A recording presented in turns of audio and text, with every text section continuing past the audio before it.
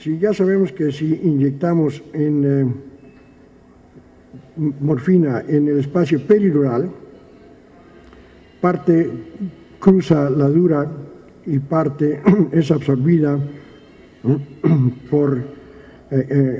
través de los vasos y regresa al sistema vascular, el cual eventualmente es eliminada también, por lo cual la duración no es tanta como cuando es administrada entre el sistema en el espacio subaracnoideo, el cual entonces entra en contacto con la médula espinal y no obstante que una porción es absorbida hacia el plasma, la mayoría se queda en la médula espinal y actúa para producir analgesia. Hay un apuntador, si me permite, por favor. Gracias. Los mecanismos de dolor agudo, que es el dolor producido por la cirugía, lleva a la liberación de prostaglandinas, bradicininas, y que eventualmente por estímulos nociosos producen el dolor que mencionamos. La morfina tiene una duración mucho más larga que los otros frecuentemente usados analgésicos como fentanil y sufentanil.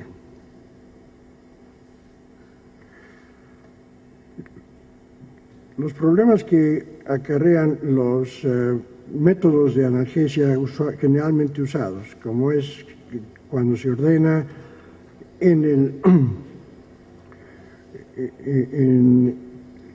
que se administre por las enfermeras los analgésicos, ellas tienen que leer qué ordenamos, tienen que ordenar de la farmacia el analgésico y después ir a administrarlo al paciente, lo cual retarda la administración. Por otra parte, en los últimos 30 años se ha propuesto la administración de analgésicos por el mismo paciente, siempre y cuando se administre a través de un sistema en el cual puede el paciente administrar un bolus pequeño por vía endovenosa cuando sienta dolor, lo cual requiere que el paciente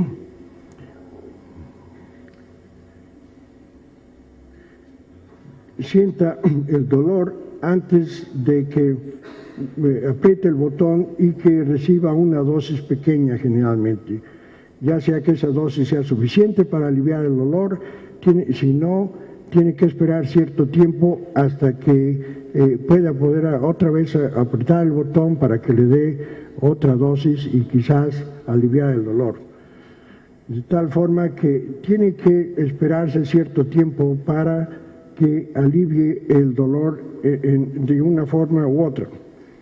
Idealmente, los pacientes deben, o preferentemente, debe administrarse un medicamento que por un periodo más largo les alivie el dolor continuamente.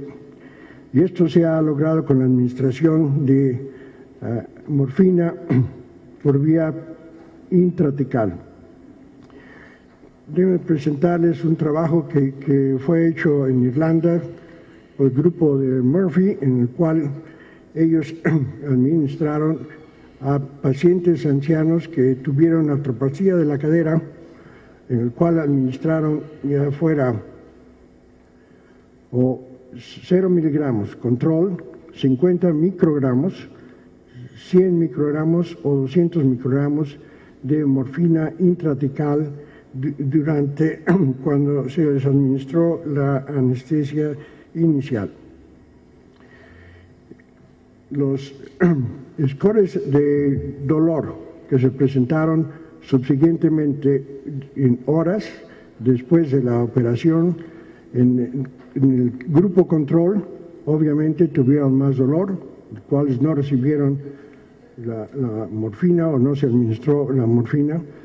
Los que recibieron 50 microgramos es el grupo más abajo, y los que recibieron 100 o 200 microgramos, vean que estos dos grupos casi tuvieron la misma analgesia, no obstante que los de 200 microgramos era una dosis doble que el 100 microgramos.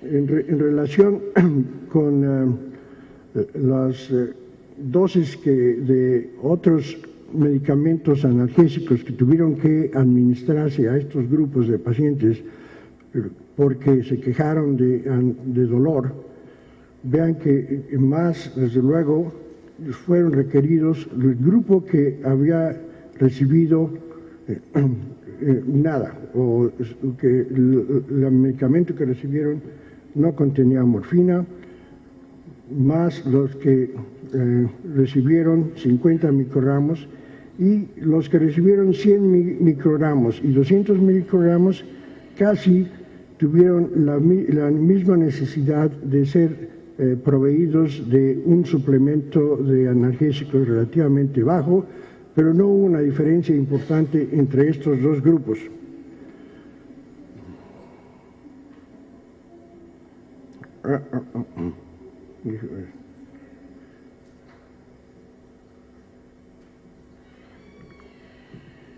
Respecto a las situaciones adversas que hubo durante el periodo postoperatorio, vean, desaturaciones, sobre todo ocurrieron, aunque fueron relativamente pocas, en el grupo que recibió los 200 microgramos.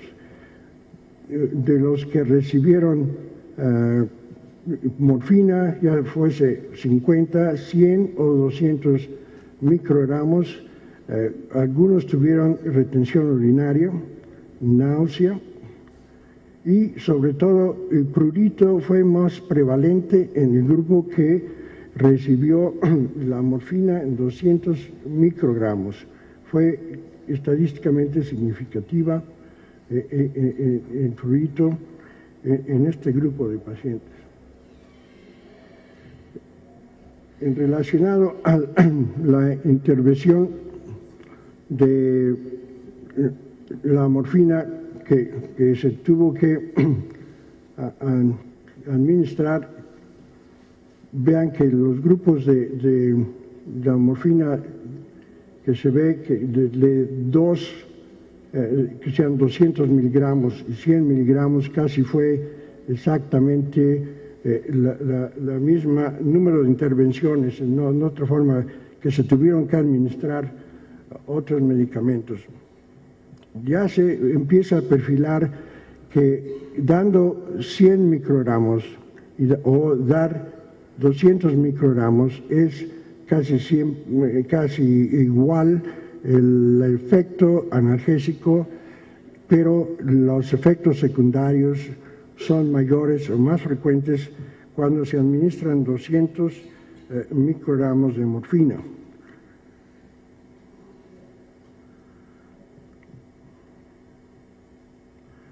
Otro estudio llevado a cabo por el grupo en Inglaterra, en el cual se administraron también morfina intratecal en chicos, niños. 46 chicos se estudiaron y se notaba que se administró 5 microgramos por kilo o 15 microgramos por kilo. Sin embargo, no hubo es una significancia estadísticamente importante, excepto en el primer día, cuando se comparaba el control versus los que habían recibido morfina. Después, el día número 1, o sea, 24 horas después, 48, 36 horas, no hubo estadísticamente una diferencia significativa posterior.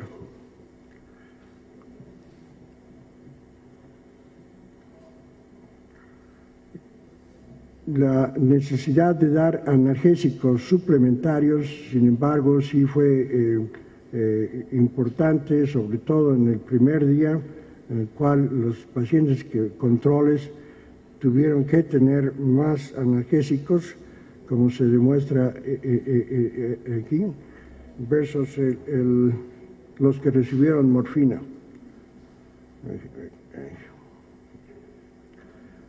Los efectos secundarios de este mismo grupo fueron vómito, náusea y prurito, sobre todo la náusea, que fue más frecuente en los pacientes que recibieron la morfina.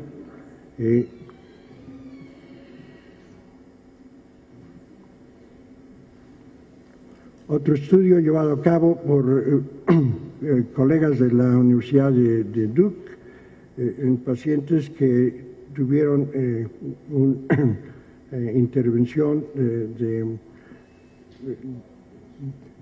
ligadura de trompas bilateral. Vean que en realidad los que recibieron morfina obviamente tenían una incidencia de efectos secundarios, como era de esperarse, más alta.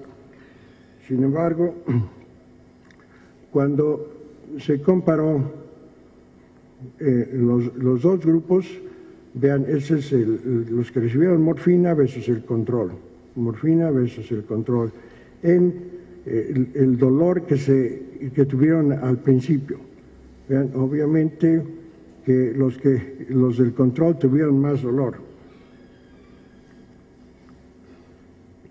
El dolor cuando estaban sobre todo en cama sin moverse, pero cuando se movían esos pacientes, vean que hubo una diferencia importante significativamente en los pacientes que se movían. Los que habían recibido morfina estaban mucho más cómodas, comparándolas con las que no habían recibido morfina, los control. Así que eso es importante porque ninguna de las pacientes, sobre todo las que han sido operadas en una operación relativamente pequeña, no van a estar completamente inmóviles. De tal forma que ya se perfila que esa importancia, utilidad y aplicable, el uso de la morfina intratecal.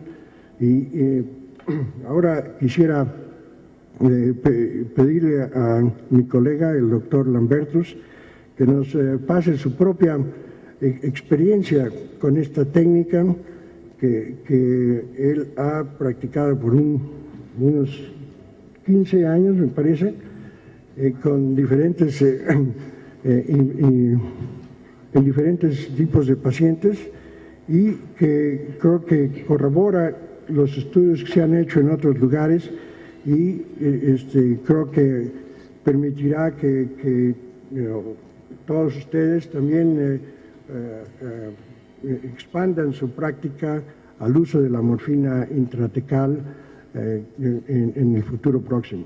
Doctor Lambertus, por favor. Gracias, doctor Aldrete. Va a hablar ahora el doctor Thomas Lambertus, que es el coordinador de anestesiología del Hospital Nacional de Trauma de Santo Domingo. Antes que nada, en lo que pone mi diapositivas, quería agradecer al comité organizador el permitirnos introducir esta modalidad de compartir conferencia entre dos conferencistas, en el que uno toma el por qué y el otro el cómo. Y hacer una pequeña corrección en el programa. Yo vengo de las Antillas, de una isla situada en el mismo trayecto del Sol, tierra de merengue, de bachata, de peloteros, de reinas de belleza. Acabamos de tener una última finalista. Y el doctor Fichella me recordaba hace un rato que también es tierra de mulatas de carreras ardientes.